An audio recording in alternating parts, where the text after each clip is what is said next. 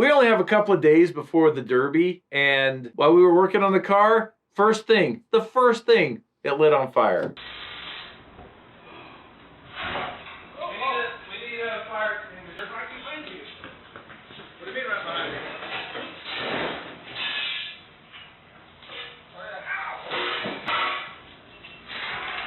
We are not pirates. What lit that on fire? There was fuel. I know, but what lit the fuel on fire? Sparks from his welding. We need to do more fire drills because I couldn't remember where the fire extinguishers were. I knew where one of them was, and it was the furthest one away. Matt was going this way. Hefe was going this way. The flames are getting bigger and bigger. Hefe's trying to pull the pin. Danny threw a rag that had flames all over it right in Hefe's hand. But the important thing is we got it out. It was really comical. Nothing like watching your hopes and dreams go up in flames. More about that to come. It's a thrash. I've got buddies coming in from all over. Jace came down to help me work on it. Brother Rowdy showed up. My boys are coming in. And everybody's kind of in the same boat. Robbie was thrashing to get his car done. Paul was thrashing for sure. Rudy, I honestly didn't think he was going to make it. And we couldn't spare any manpower to go help him. So we were just like, it might be 3 against 4 if Rudy doesn't get it done. All right, I'm gonna get to work.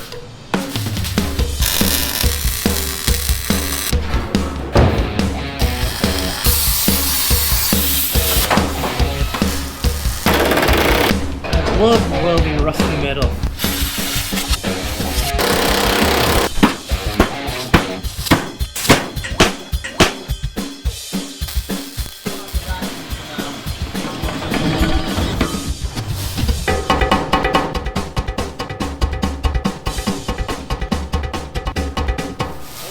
It's a little hot in here.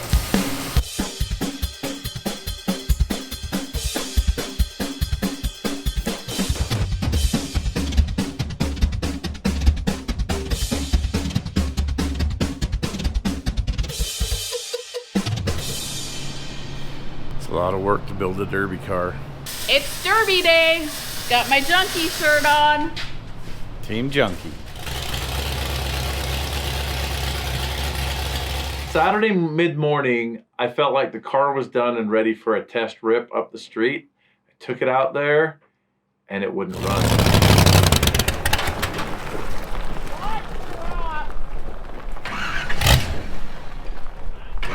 It was stumbling and stalling. I don't know if the fire did something to the carburetor. I don't know if fuel pump's weak. There's like all these things I don't know. But I know that it's gushing oil out of the valve covers. I think this was only like 2 hours before the Derby. There wasn't very much time. Yeah, I got these nice blisters. Like all these sores on my hands are pop blisters from rubbing the headers, taking off the valve covers, chasing leaks.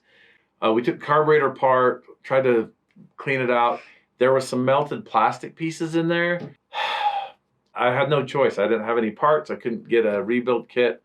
I cleaned it out. I put it back together. It didn't run great, but it's all we had. So we decided to just throw some paint on it and go. That was the best part of the whole day, was throwing paint on it. Was it? The kids loved it. Gotta do the hand trace and put my name in here like we always did.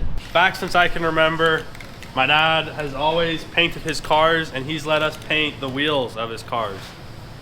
And we try and make them as ugly as possible. So I have started with a very nice green color on this wheel, and I'm gonna make it as ugly as possible. As per family tradition, we let the kids paint the wheels however they wanted. They're getting better at it though. They used to just empty every can of spray paint on the wheel, and they kind of just ended up the drippy brown color.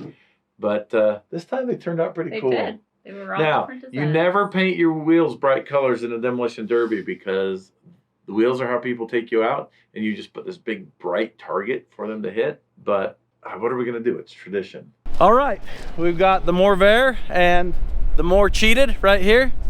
And yeah, that's the last time you're gonna see this one in good shape. So it's time now. It is what it is. We're headed to the show.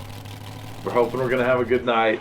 Not completely confident in the car, but I'm sure we're still gonna have a good time. It's Derby time. We're here at the event. Let me introduce you to my teammates. This is my good buddy Robbie Layton. You might have heard of him. This is his car. He's gonna use this car to shock the competition. I'm gonna electrify him. Paul finally figured out who this guy is. He's Fab Rats. He's on my team too. I'm only on his team for a minute. Oh yeah, yeah. There's gonna be a light switch. If everything goes right, there's gonna be a light switch. That's right. And I can't wait. Oh my God, dude. All right, let's go meet the competition. So here it is, the king of Gladiators of Steel right here, TJ McPhee. I don't know if I'd say king. He's got this car right here. Cheated. Cheated up. Legal beagle for the record, just so we know. Polished. This car is literally 2 tons of twisted steel. 100% sex appeal. This guy right here, Derek Court, we're gonna be, and we've done it before, twice. I didn't even know that. Blizzard Bash, way back. I made 1 hit. It was him. Put him out of the arena. Super long 12-hour drive home after that about life choices and demolition derby. And then we came back here 4 years ago. 4 years ago. And I ran a car totally underbuilt. I lost reverse, doesn't matter. Wah, right? And then he got me. So we're even. We're starting 0-0. This is the 3rd competitor, tripler. Out of all of them, this is the one I have the most history with. Man, we've done this. Oh, yeah. And here's what I'm scared of. I think tripler owes me a couple. Would you say? Yeah. A couple. Oh yeah. Oh crap. Anyway, this is it. So I found Gumby's business partner, Johnny, and asked him where Gumby was. And he told me Gumby was in the emergency room getting checked out. So he had a staph infection, apparently, and it got out of control. And he wasn't feeling well at all. He was going septic. So it looks like I'm not going to get to run against Gumby after all. So while they were trying to figure out who was going to take Gumby's place, all we had to do was wait and mess with the car, try to get it running. The car's not running great at low RPM right now. If he revs it up and backs it off, it wants to die and it's hard to restart. So right now we're trying to figure out if it's an ignition issue or a carburetor issue. We're playing with both of them.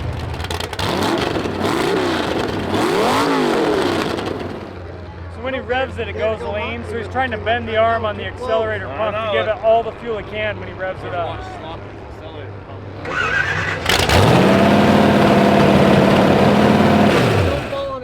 I'm not gonna mess That's a with lot it. better than it was before. That's so much better. I feel so much better about this. Now we don't have that stumble.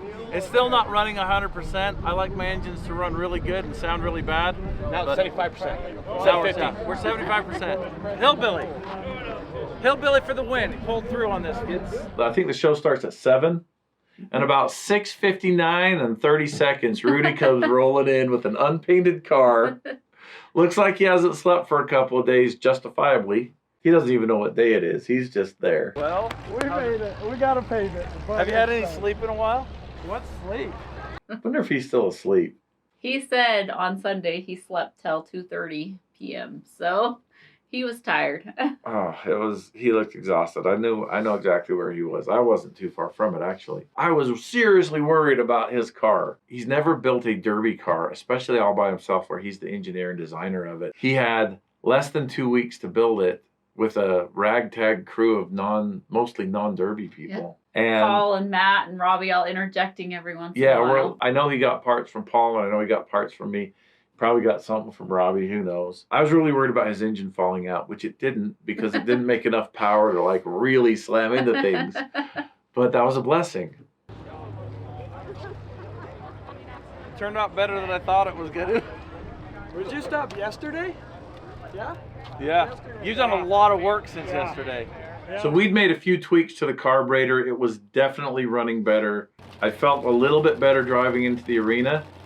So I pulled in, they make us do a big lap like in front of the crowd, and I was feeling pretty good about the car. It's running fine, and I pull into the arena. I'm not doing anything. I'm not changing anything. I'm just on the throttle just a little bit. I don't even get to the first turn, and it dies like I turned the key off.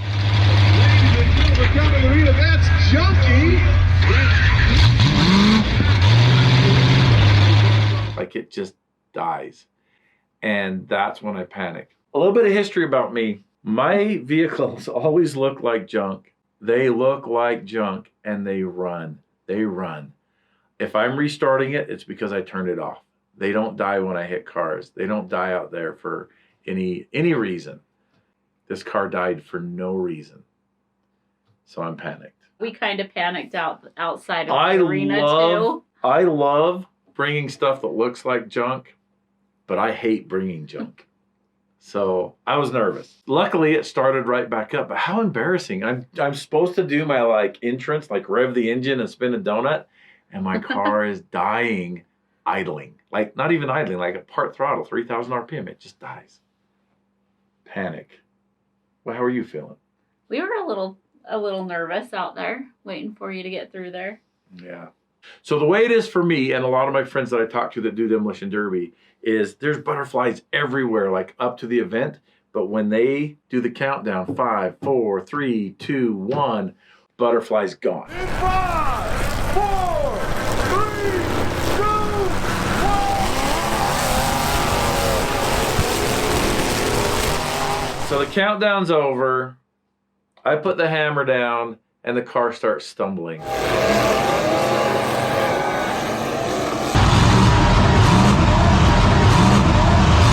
By this time, everything I planned on doing was out the window and I had to find a new target. We were all worried because I could see that you were struggling. Yeah. And we were like, oh no, is he going to be done before he even starts? I made another whole loop without really doing anything but hitting Paul. And then my car died. And then somebody got into the back of me and started pushing me.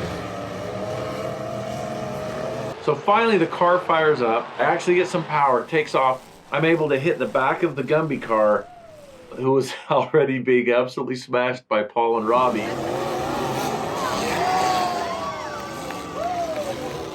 And my engine died right when I made contact. So now I'm sitting parallel to the barriers and I am wide open and TJ sees me. But I don't see TJ. Do you know why? Because I'm trying to start my car.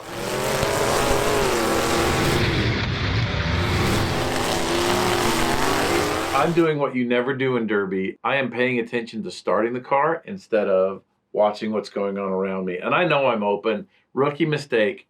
I got my thumb hooked on the starting box and I'm pushing the start button and I'm watching the headers to see what's going on. And then I get hit. And it was a solid hit. Like, it's not the hardest hit I've ever taken. It wasn't the softest either. But I wasn't ready for it. With my thumb the way it was, it raked across everything. It's sprained right now. And I turned my power switches off, which I did not see. So I started to try to start it for another 20 seconds with the ignition off. When I figured out that it was off, flipped it on, and it started pretty quick, and we were back in the race.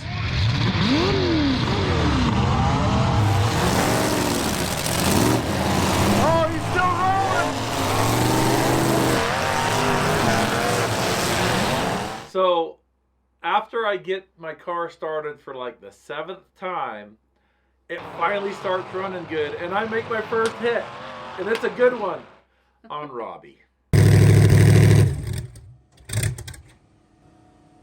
Nice! I hit Robbie. And then guess what?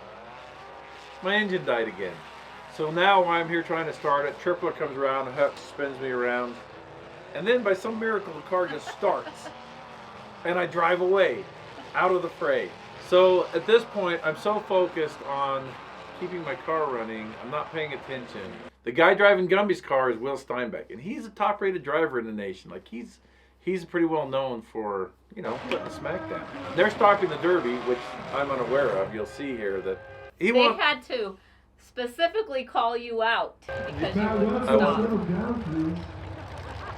I'm just like, why is this thing not running? So apparently the hit that Paul laid on him broke the battery box, and he was done. He wanted out of the car, out of the arena. So they shut it down for that moment while I sit there and wonder just how this is going to turn out. My car's not running. Am I going to be the second guy out?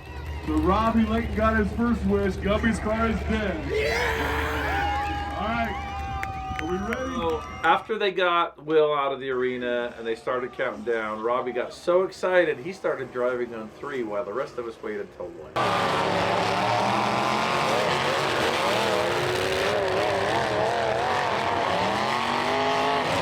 So while I'm down here contending with a car that won't start and the barrier, I don't know what's going through Paul's head.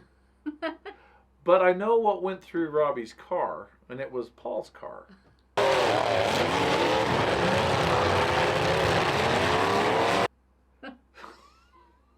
I was wondering what Paul was doing also. Now, He was like full speed ahead. I'm not straight here- for Robbie.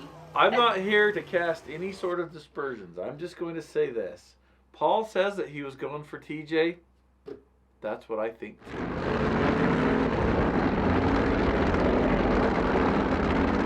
It is so frustrating because when my car gets bouncing, it also stalls out and dies. I think that was a fuel lean issue, but I don't know. I don't know. What do you think? Did you ever turn up the idle? We turned up the idle. We raised the float. We raised the fuel pressure regulators, and all of that helped, but obviously not enough to drive around in the Derby arena and make hits reliably. So finally, I get to make a real good hit on the opposing team, and I thought that I was hitting TJ, but it turns out it was Derek Court. Not that it matters. There was just black cars out there, and I just thought it was TJ. He showed me his doors. I hit him. Good. I hit him good. Passenger door. I think there might be a cultural thing like East Coast where hitting somebody in the doors is like a personal attack, because they kind of hit softer in the tires. They try to break tires off and ball joints and stuff like that. And I kind of think hitting in the doors might be considered offensive. I don't know. Anybody tell me that? I have no idea. Derek, let me know. I guess what I'm trying to say is it was nothing personal. I was just hitting another car on the opposite team because my car was running for a few seconds again. So we both get our cars started. We're backing up together. We back up almost completely across the arena. I am wide open for a head-on from TJ, the real TJ, since, I don't know. All I know is the opposite team's trying to get me and I'm trying to get them. But TJ came in, head-on collision. That was a nice, solid hit. It doesn't look like much on the video, but in the car, it's like breaking into the atmosphere of Jupiter. It's like just crazy, violent things happening faster than you can think. I went up and hit my head on the roof of the car, like where the sun visor would be. As I watch the footage, it's like I'm out there battling in slow motion while Robbie and Rudy and Paul are just like, whoa, whoa, whoa. And I'm like, put, worm smash.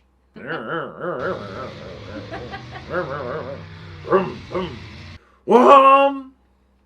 Put.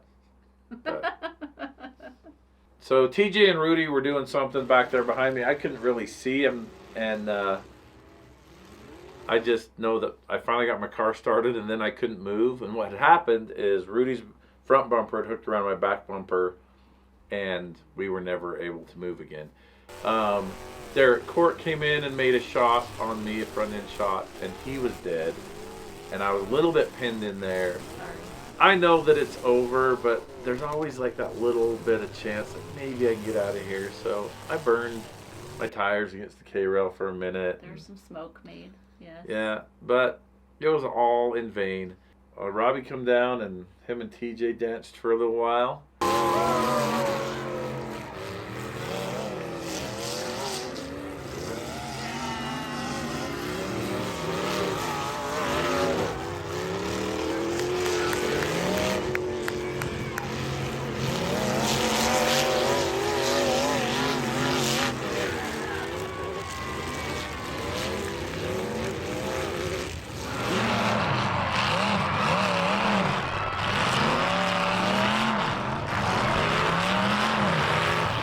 Guess what? Robbie won. I'd say we won. Well, between him and TJ dancing, Robbie won. Robbie was able to defeat me, Paul, Rudy, and all of the Gladiators of Steel single-handedly. Good job, Robbie. But you're right. Your team won.